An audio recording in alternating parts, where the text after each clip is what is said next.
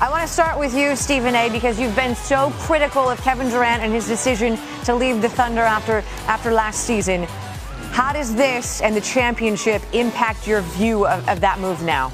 It doesn't impact it at all. I feel exactly the way that I've always felt, even though I don't think tonight is the night to get into all of that. The fact of the matter is that he's one of the top 3 players on the planet. He's absolutely sensational. We all knew this, which is why we were so upset, some of us anyway, that he elected to go to a team that was 73-9 and was the all-time single-season team in terms of their record, because they were so explosive. The Splash Brothers were intact. Draymond Green was still there. Sean Livingston was still there. Andre Iguodala was there. And when you add one of the greatest players on the planet to that squad, the conclusion is exactly what has transpired tonight. Kevin Durant was absolutely sensational. He scored 39 points. He's arguably, definitely rather, one of the most efficient offensive superstars we have ever seen. It didn't hurt that Steph Curry added 34 points on 14 of 20 shooting. It certainly didn't hurt that Andre Iguodala added 20 off the bench. But had it not been for the presence of Kevin Durant and the efficiency of Kevin Durant, we might have been seeing a replica of what transpired last year. But because of the presence of Kevin Durant, we saw what we saw. We saw what we expected to see from the time that he signed with this team last July 4th, and that was for the Golden State Warriors to be crowned NBA champions. That's exactly what happened. Michael, so much talk about this Warriors team being one of the best, if not the best team in NBA history. You were around the Bulls during their run. What do you think after seeing both of them play? Well, Nicole, they've elevated themselves to be in the conversation. I don't think there's any question about that when you have the kind of postseason that they had, losing a single game on the road to the defending champions.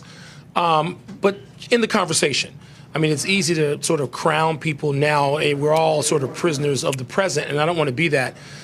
Stephen A. and I are old enough, and I'm older than he is, to have not only watched Michael Jordan and Phil Jackson, Scottie Pippen, and Steve Kerr and those teams, but Magic's Lakers, Showtime Lakers, Larry Bird and Kevin McHale and Robert Parrish and Dennis Johnson. We're talking about, 4 Hall of Famers on one team? I'm old enough to have watched those teams. And going back even further for me, I mean, there's a team that only won one championship, Moses Malone, Julius Erving, and the which turned out five Sixers of 1983. So there are a lot of great teams out there. They played in different eras, the Bad Boy Pistons. And I don't know that I'm willing to say that one championship season sort of vaults them past those teams that I mentioned and other teams I have in, teams featuring Wilt Chamberlain, teams featuring Bill Russell, teams featuring Oscar Robertson, and Lou Alcindor, excuse me, let me not forget that team, Stephen. But the Warriors, by virtue of this, I mean, you talk about multiple Hall of Famers. Kevin Durant is at the height of his powers, and we saw that in 3 of the 4 games, and he was the only Warrior who was great in the 4th game, the game they lost. So 4 or 5 games, I should say, in the 5th game. But the Warriors are right there. And part of, I think, any NBA team's greatness is winning multiples consecutively. Those teams I mentioned, Hakeem Olajuwon's Houston Rockets, the hallmark of great NBA teams, unlike other sports, is they win multiple championships consecutively. Warriors haven't done that yet, but they got plenty of time to do it. I suspect they will do it. But they're in the conversation right now with the greatest teams ever. LeBron and companies they've been able to break 41 points in this one, but at the end of the night, fell just 1 assist shy of averaging the triple-double throughout the NBA Finals. Stephen A., what does this do for his legacy? Well, I don't think it hurts it. I mean, we saw LeBron James show up. He came to play.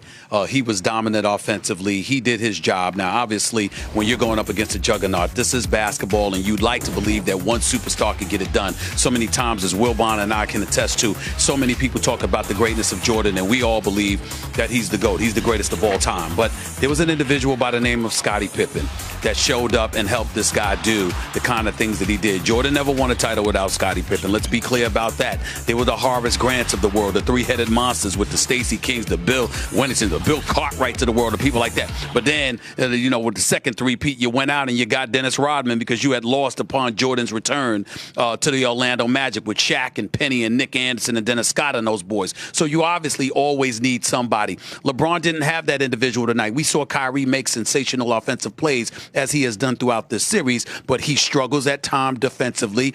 Nobody can guard Durant. And when you look at the way Steph Curry was playing, the way Andre Iguodala came off the bench production over all of the Golden State Warriors compared to what you got from the Cleveland Cavaliers. Listen, it's a team game for a reason. LeBron can only do but so much. If he performed poorly, Mike, it would have been different. But he didn't perform poorly tonight. He made sure that he showed up and did what he could have done. I would have liked to have seen him post more, attack the basket more earlier, as opposed to what he did later on when he was getting to the basket at will. But nevertheless, the greatest player in the world did nothing to disprove the reality that he's still the greatest player in the world. What we've seen, however, is that there's an ascension that's taken place before our very eyes, and that is of that man, Kevin Durant. He has put the world on notice that he has arrived, and now that he's got a championship on his resume, clearly he is here, and he is a force to be reckoned with. Not that he ever wasn't, but really, really, it's more emphatic now. Well, Nicole, too, we should add that, remember, every great player, essentially, except Jordan, was dominated sometimes in the finals. I mean, Shaq was swept twice out of the finals. Kobe Bryant lost in the playoffs and lost in the finals. We saw, Larry Bird swept in a 4-game series, not the finals, but in a 4-game series. Magic and Kareem together, playing together, were swept out of a 7-game series, 4 games by that Sixers team in 1983 that I mentioned. So LeBron is in some company, some pretty great company he'd rather not be in right now on this night, because he joins that group of guys, as great as they are, all Hall of Famers I mentioned, in a losing role. But LeBron, in averaging nearly a triple-double, didn't get the kind of help. Look, he said a couple of nights ago that his team had to play an A++ game in order to beat Golden State, and they did. And that means, by definition, Kyrie Irving and Kevin Love were going to have to play that with support from J.R. Smith. Now, J.R. Smith lended more than support tonight, but Kevin Love, early foul trouble, wasn't there. What do you have, 2 baskets, Stephen A? 6 points. That's not going to get it for this team. And, another thing LeBron sort of talked to his own executives about, his own front office about all year, was another playmaker. Kyrie Irving is one of the great finishers ever, and maybe the greatest finisher we've seen at that position, around the rim, under the rim. But he doesn't make any plays for anybody else, and LeBron is going to have some help with another player. Steven mentioned Scottie Pippen. That's where he's really, LeBron, lacking a teammate. Allow me to interject. If there is one place where LeBron James can be held accountable, it is this. In the aftermath of the Golden State Warriors acquiring Kevin Durant last summer, LeBron, periodically, we heard him complain what he needed. Needed a backup point guard. You got that in Darren Williams. Needed another shooter when J.R. Smith went down. Got that in Kyle Korver. Derek Williams was an athletic front court player that could spell you some minutes off the bench. The Bogut injury hurt because you acquired Bogut, and then he goes down 59 seconds into his tenure in Cleveland. So as a result, that really, really crippled them to some degree, because if you had that frontline protector, who knows what it could have ended up being.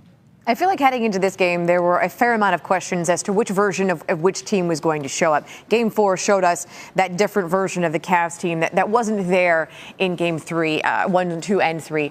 What was your biggest takeaway from each team when this all played out? Well, I mean, Golden State's a better team now than they were last year. They're a better team now than they were 2 years ago.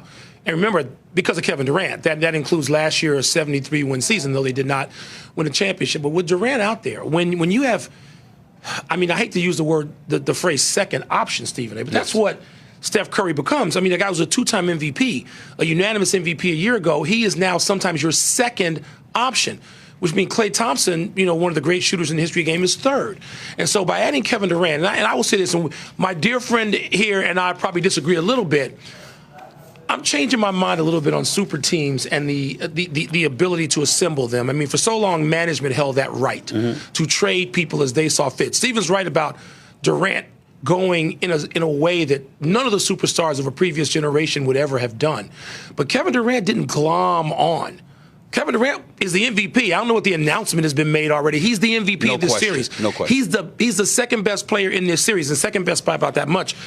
And so when you add that player I mean, Golden State is a better team, and Cleveland did not have the firepower to match them for long. Match them one game, that's it. And now they're going to have a super team effort and go out and recruit somebody if LeBron's going to be here. Where Michael and I disagree is this. I mean, he's Michael loves basketball the way I love basketball. Seeing that elite team, that super team, that giant that everybody's chasing for, he likes that. Now, let me admit to my hypocrisy. If it's my New York Yankees in baseball, I don't mind it at all. It doesn't bother me at all. But in the sport of basketball, it really grates my nerves, but only for this reason. I have absolutely no problem whatsoever with Kevin Durant joining another team, leaving Oklahoma City. I have a problem with the fact that he left the team that beat him just a month earlier, and they were considered the elite team. A lot of us believe if Draymond Green hadn't gotten suspended for Game 5 last year, that the Golden State Warriors would have came into these finals as the reigning, defending two-time champions. And so when we look at it from that perspective, and you're the second best player on the planet, and you decide to join that team, which just beat you, there's nothing inside of me that says that's good for basketball. I just don't believe it because I like competitiveness. I like theater, and I don't get that. But it doesn't take away from the greatness of Durant by any stretch. It validates it. You got one of those two. We got theater. Yeah, that's true. I mean, you have theater. Look, my whole position on this, Nicole, is the NBA isn't the NFL. There's no parity. There's never been parity. There have been dynastic teams and great teams that hold you spellbound for sometimes 6, 8, 10 years. And the Warriors have done that. Kevin Durant joined this team because he couldn't beat them with the team he was on. No matter how great Russell Westbrook was, Kevin Durant sensed they weren't going to be able to beat Golden State or Cleveland, and I think he was right.